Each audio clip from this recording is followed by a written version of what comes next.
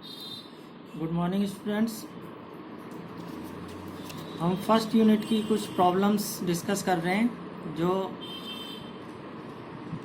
Exams में often पूछी जाती हैं। 4 प्रॉब्लम्स हम कर चुके हैं पिछले लेक्चर्स में। आज हम एक और प्रॉब्लम लेंगे which is 5th problem and this is like this कि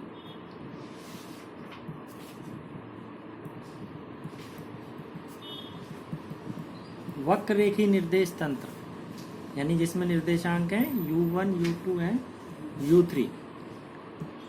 इसमें हमें रूपांतरण समीकरण ट्रांसफॉर्मेशन इक्वेशंस हमें दी हुई हैं।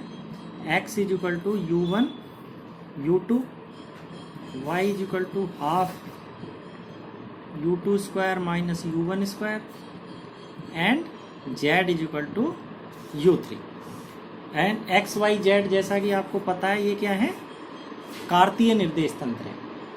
तो हमें ये प्रूव करना है कि ये जो वक्र रेखी निर्देश तंत्र है ये क्या है, ऑर्थोगोनल है, यानी कि ये एक लांबिक तंत्र है। ये हमको प्रूव करना है। तो लांबिकता या ऑर्थोगोनल निर्देश तंत्र आपको पता ही है क्या होता है कि जिसकी तीनों अक्ष परस्पर लंबवत हों। All the 3 axes are mutually perpendicular. 3 axes के अलोंग जो बेस वेक्टर्स होते हैं वो हमें पता है दिए जाते हैं b1, दूसरी अक्ष के अलोंग b2, मान लो ये u2 अक्ष है, और तीसरी के अलोंग आधार सदिश b3, b1, b2, b3। अगर ये तीनों अक्ष म्यूचुअली परपेंडिकुलर हैं तो क्या कंडीशन होनी चाहिए कि b1 dot b2 should be equal to 0, b2 dot b3 this should be equal to 0 and b3 dot b1 this should be equal to 0। तो ये हमें पता है कि ये जो कंडीशन है ये ऑर्थोगोनैलिटी की कंडीशन है, यानी तीनों अक्ष परस्पर लंबवत होंगी। तो ये कंडीशन ये सेटिस्फाई होनी चाहिए। तो अब इस केस में हम देखेंगे कि ये सेटिस्फाई होती है या नहीं। अब कार्टेशियन कोऑर्डिनेट सिस्टम में हमें पता है कि r यानी position vector is given by xi plus yj plus zk। x y z की ये वैल्यूज हम इसमें रख देंगे। तो r will be u1 u2 i plus half u2 square minus u1 square j plus u3 k। तो ये एक इक्वेशन हमारे पास आ गई। इसमें r का जो x y z हमें ये दिए हुए हैं क्वेश्चन में, ये वैल्यूज हमने इसमें रख दी। अब आधार सदिश आपको पता ही है bi क्या होता है, del R by del U I, जहाँ पे आई बराबर 1, 2 और 3, 1, 2 एंड 3। तो पहला हम b1 निकालेंगे, तो b1 will be del R by del u1। ठीक है। अब r ये है ही है, ये ऊपर दिया हुआ है, इसका u1 के सापेक्ष हम डिफ्रेंशिएट इसको करें तो क्या आ जाएगा, u2i। और इसका करेंगे तो देखो ये इससे ये तो 0 हो जाएगा, ये माइनस u1 स्क्वायर, इसका करेंगे तो 2u1, तो 2 से 2 कैंसिल हो जाएगा, तो माइनस u1 j। इसी तरह से b2 निकाल लो, b2 will be del R by del u2। ठीक है, r ये है, u2 के सापेक्ष करेंगे तो पहले आएगा u1i और दूसरा आ जाएगा, ये वाला तो 0 हो जाएगा, और ये 2u2, तो 2 से 2 कैंसिल हो जाएंगे, तो ये u2j and b3 will be, इसमें और इसमें तो है ही नहीं u3, यानी del are upon del u3, तो ये 0 और इससे 1 यानी k। ठीक है, u3 का 1 हो जाएगा। तो ये हमने आधार सदिश निकाल लिए। आधार सदिश निकलते ही केवल हमको ये कंडीशंस देखनी है कि सेटिस्फाई हो रही है या नहीं हो रही है। अगर कंडीशन सेटिस्फाई हो जाती है तो हम कह सकते हैं कि दिया गया जो वक्ररेखी निर्देश तंत्र है वो लांबिक है। तो B1 डॉट B2 निकाल लो। तो देखो B1 ये है हमारे पास, इसका इससे डॉट प्रोडक्ट निकाला तो I डॉट I 1, ये होगा U2 U1 U2 U1, then I dot J 0, ठीक है। इसके बाद J डॉट I अगेन 0 और J डॉट J ये 1 होगा, तो यानी minus U1 U2 U1 U2 ये आ गया, और ये हम देख रहे हैं हो गया 0 के बराबर। अब हम देखें B2 डॉट B3, ठीक है। B2 ये है, इसमें I और J वाली टर्म्स हैं। B3 ये है, इसमें K वाली टर्म है, यानी I और J वाली टर्म है ही नहीं, तो ये 0 हो जाएगा। और इसी तरह से B3 डॉट B1, इसमें हम देखें B3 K वाली टर्म है और B1 में K है ही नहीं है, तो ये भी 0 हो जाएगा। तो हम देखते हैं B1 dot B2 0, B2 dot B3 0 और B3 dot B1 0। So this proves that the given curvilinear coordinate system is orthogonal, यानी दिया गया निर्देश तंत्र लांबिक है। तो बड़े इजीली इसको प्रूव किया जा सकता है। इसके अलावा हम एक और प्रॉब्लम देखेंगे। उस प्रॉब्लम में क्या है कि अगेन एक वक्ररेखी निर्देश तंत्र दिया हुआ है और उसमें रूपांतरण समीकरण दिए हुए हैं, और वो रूपांतरण समीकरण यही है, यानी x is equal to U1 U2, y इज इक्वल टू half U2 square minus U1 square और z is equal to U3। तो वो जो ऊपर वाले हैं वही इसमें दिए हुए हैं, x और y z और x U1 U2 U3, इनमें ये रिलेशन दिए हुए हैं। तो अब हमको इसमें डाइवर्जेंस A के लिए व्यंजक प्राप्त करना है, यानी divergence of a vector A। इस वक्ररेखी निर्देश तंत्र में क्या निकालना है? Divergence of a vector A। तो देखो डाइवर्जेंस ऑफ वेक्टर A में अपने को पता है क्या आता है, 1/H1 H2 H3, ठीक है ना। Del A1 H2 H3 upon del U1, del A2 H3 H1 upon del U2 plus del A3 H1 H2 upon del U3। ये इस तरह का एक्सप्रेशन इसका divergence of a vector A होता है, किसमें? लांबिक वक्ररेखी निर्देशांकों में। तो जैसा हमने आपको कहा था कि ये आपको याद होना चाहिए, डाइवर्जेंस फाई याद होना चाहिए, ग्रेडियंट फाई याद होना चाहिए, डाइवर्जेंस से कर्ल ए, है ना, लाप्लासियन, इनके जो व्यंजक हैं ये अपने को याद होने चाहिए डायरेक्ट, जिससे हम लिख पाएँ। अब इसमें हम देखें ये क्या आ रहे हैं, H1 H2 H3, है ना, H2 H3 H3, यानी कि स्केल गुणक। तो स्केल फैक्टर्स के वैल्यू जो मान हैं हमको सबसे पहले वो निकालने पड़ेंगे। तो स्केल फैक्टर्स हम कैसे निकालें? जब ये हमको दिया हुआ है तो स्केल फैक्टर्स हम किस प्रकार से निकालेंगे? देखो इसका क्या तरीका है। सबसे पहले तो वहीं से शुरू करते हैं हम। R होता है XI स्थिति सदिश XI YJ Z के, ये ऊपर भी किया था हमने। और इसमें फिर XYZ इनके जो वैल्यूज़ दे रखी हैं ये रख देते हैं, U1 U2I plus half U2 square minus U1 square J plus U3 K। तो ये इक्वेशन यहाँ से हम शुरू करते हैं, ये हमें दिया गया है। अब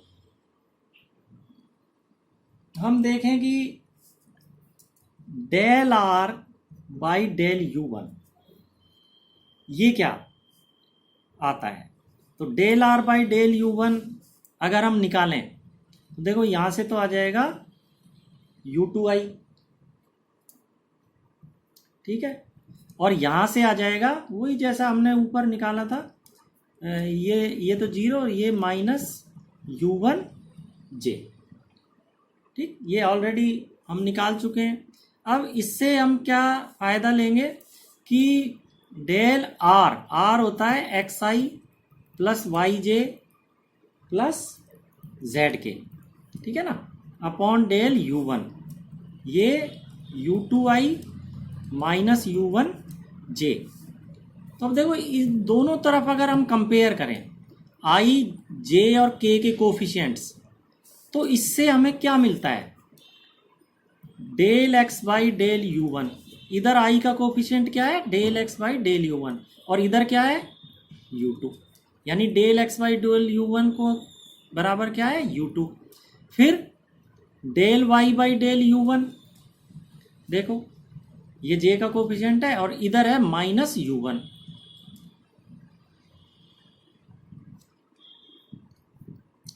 ठीक है, और del Z by del U one, ये इधर है ही नहीं, इधर तो है के का coefficient del Z by del U one, इधर के है ही नहीं, तो इसका कोफिशिएंट हो गया जीरो। तो ये हमारे पास ये आ गए, ये हमें आगे काम आएंगे, ये यहाँ पे इनको निकाल लिया हमने। इसी तरह से जैसे ये आए हैं ना del X by del U one, del Y by del U one, del Z by del U one, इसी तरह से यू टू लेना है अपने को, del X by del U two, यानी यू वन की जगह यू टू, तो del R by del U two, जैसे ये लिया था हमने del X by del R by del U one, अब हम लेंगे del R by del U two, और वो क्या है ये देखो हमने ऊपर भी निकाल रखा है U one I plus U two J, U one I यहाँ से आसानी से निकाल सकते हैं प्लस यू टू जे। तो फिर हम दोनों तरफ कंपेयर करेंगे, आर लिख देंगे X I plus Y J plus Z K by del U two बराबर U one I plus U two J. दोनों तरफ आई जे के अगर हम कोफिशिएंट्स कंपेयर करें तो क्या आ जाएगा, del X by del U two बराबर यू वन,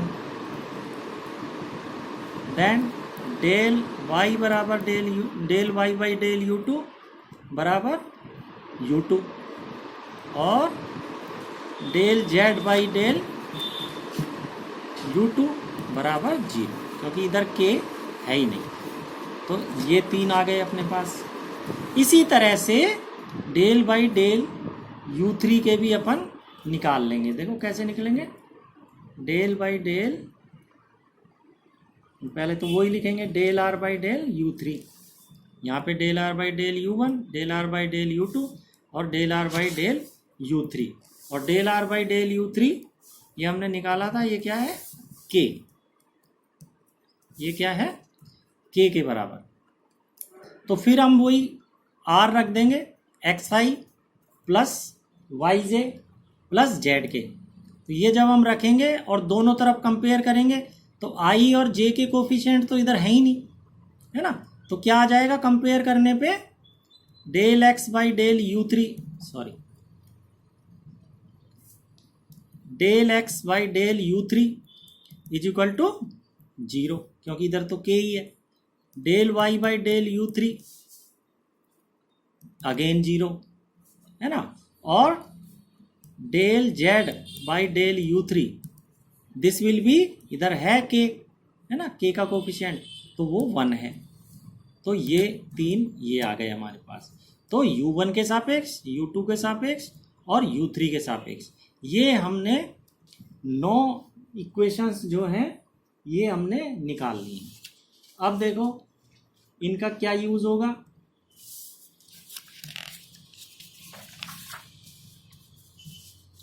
अब हमें पता है कि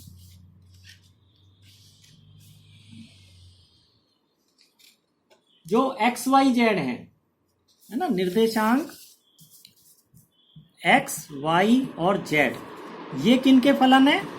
u1 u2 और u3। लांबिक वक्र की जो निर्देशांक हैं ये उनके फलन हैं।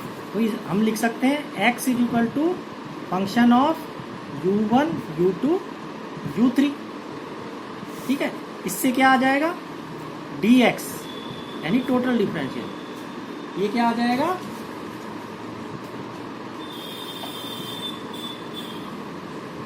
Del X by del u1 du1 plus del X by del u2 du2 plus del X by del u3 du3। ठीक है, ये आ गया। इसी तरह से y भी इन तीनों का फंक्शन है। y is also function of u1 u2 and u3। तो dy del y by del u1 du1 del y by del u2 du2 del y by del u3 du3। और यही इसी तरह इक्वेशन हम लिख लेंगे z के लिए। z is also function of u1 u2 u3। तो dz is equal to del z upon del u1 du1 del z upon del u2 du2 and del z upon del u3 du3। अब देखो इनकी values हम निकाल चुके हैं पिछले, इन यहाँ पुट करेंगे। किस किस की? ये देखो, del x by del u1 del y by del u1 del z by del u1, इन तीनों की भी निकाल चुके। Del x by del u2 del y by del u2 del z by del u2, और इसी तरह इन तीनों की भी हम निकाल चुके हैं। तो यहाँ पे ये तीनों वैल्यूज जो अभी हमने निकाली थी 9, उन 9 की 9 को यहाँ पुट कर देंगे। तो dx will be equal to, values रखने के बाद क्या आ जाएगा? Del X by del u1, ये u2 है तो u2 du1, फिर del X by del u2, ये u1 है तो u1 du2, ये आप चेक कर सकते हैं। और del X by del u3 0 है तो वो यहाँ आएगा नहीं। इसी तरह dy दूसरी इक्वेशन से आ जाएगा माइनस u1 du1, इनकी वैल्यूज रख देंगे अपन, और प्लस u2 du, ये 0 है तो ये आएगी तीसरी टर्म। इसी तरह dz में del z by del u1, ये 0 है, ये भी 0 है, और del z by del u3, ये क्या है? 1 है, तो ये ओनली du3 आ जाएगा। तो ये तीन इक्वेशन हमने dx dy dz ये निकाल ली। अब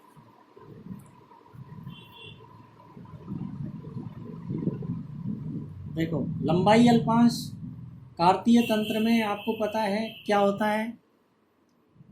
चलो हम ऐसे देखते हैं, r is xi yj zk, ठीक है ना। तो dr को हम लिख सकते हैं dxi plus dyj plus dz के, और अगर इसका स्क्वायर करें तो dr स्क्वायर, ये क्या हो जाएगा? dx square plus dy square plus dz square. तो हमें पता है ये क्या है? लंबाई अल्पांश का वर्ग होता है कार्तीय निर्देश तंत्र में। ये हमने पहले निकलवाया हुआ है, आपको पहले भी निकलवाया हुआ है, उसका हम यहाँ पर यूज कर रहे हैं।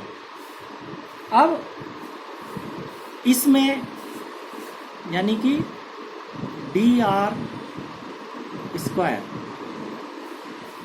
इसमें हम वैल्यूज रख देते हैं। क्या वैल्यू रख देते हैं? देखो, dx की ये वैल्यू, dy की ये वैल्यू और dz की ये वैल्यू, ये तीनों यहाँ पुट कर देते हैं।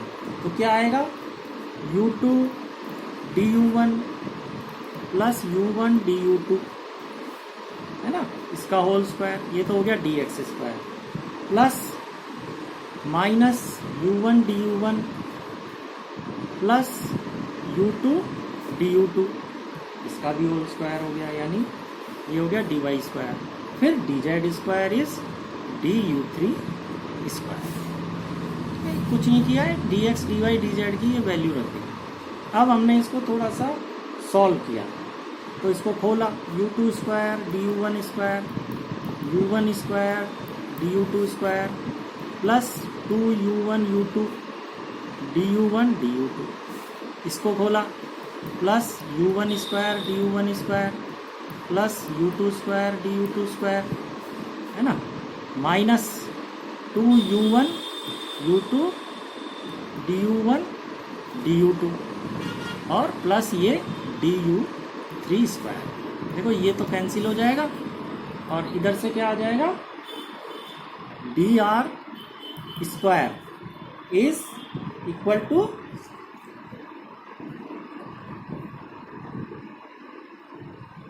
u1 square plus u2 square. देखो u1 स्क्वायर, ये u1 स्क्वायर, ये u2 स्क्वायर और du1 स्क्वायर कॉमन है, तो ये हो गया du1 square plus du2 square में कॉमन है और ये अंदर क्या आएगा u1 square plus u2 square, तो u1 square plus u2 square du2 square plus ये du3 स्क्वायर। तो ये आ गया हमारे पास ना लंबाई L5 का वर्ग। अब लंबाई L5 का वर्ग के लिए सूत्र क्या है, व्यंजक जो हमने लांबिक वक्ररेखी निर्देश तंत्र में निकाला हुआ है वो क्या है, dr स्क्वायर, या उसको हम इससे भी रिप्रेजेंट करते हैं dl स्क्वायर। व्यापक सूत्र क्या है, h1 square du1 square h2 square du2 square plus h3 square du3 square, है ना, ये आपको याद होगा, ये वाला सूत्र हमने निकाला हुआ है। तो ये भी लंबाई L5 है, ये भी लंबाई L5 है, इन दोनों को हम क्या कर देते हैं, इनको कंपेयर कर देते हैं, दोनों की तुलना कर देते हैं। तो du1 स्क्वायर ये कॉमन हो गया, तो h1 स्क्वायर बराबर क्या आ जाएगा, u1 square plus u2 square, यानी पहला लंबाई L5, h1 square is equal to u1 square plus u2 square. ठीक है, इससे h1 आ गया, यानी पहला स्केल गुणा u1 square plus u2 square का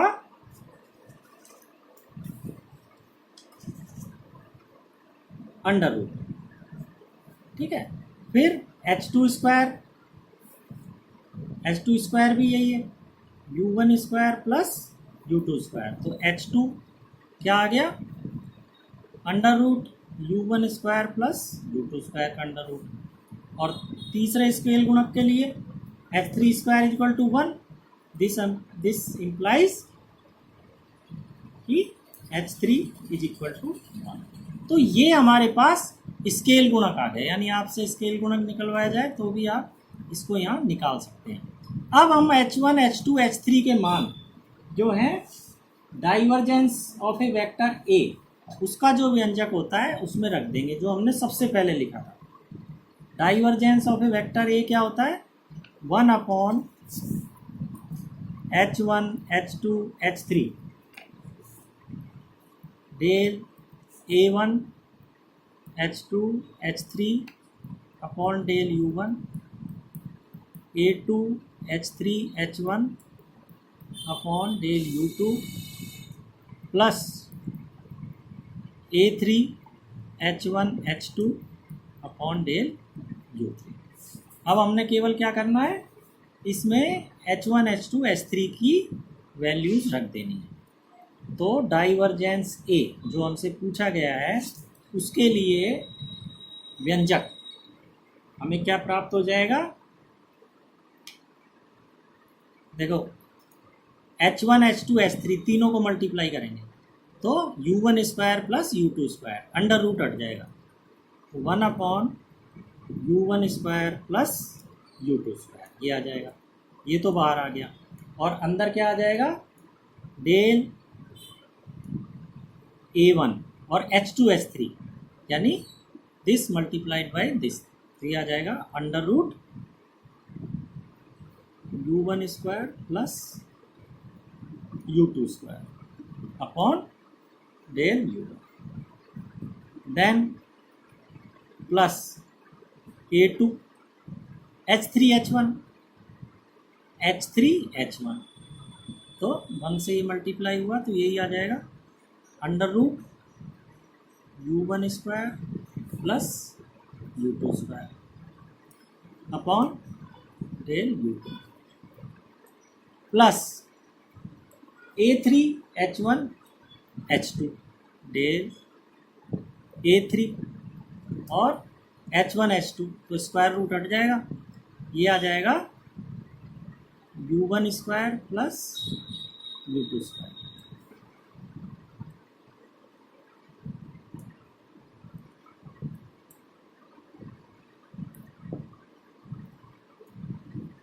डेल बाय डेल U3, तो ये हमारा जो है जो पूछा गया है वो आंसर ये होगा व्यंजक डाइवर्जेंस ए के लिए।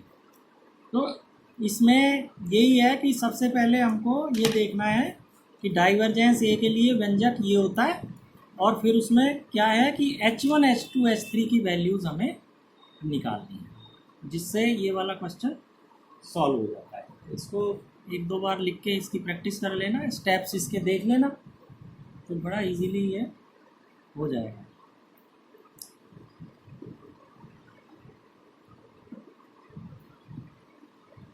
ओके स्टूडेंट्स, आज के लिए इतना ही काफ़ी है।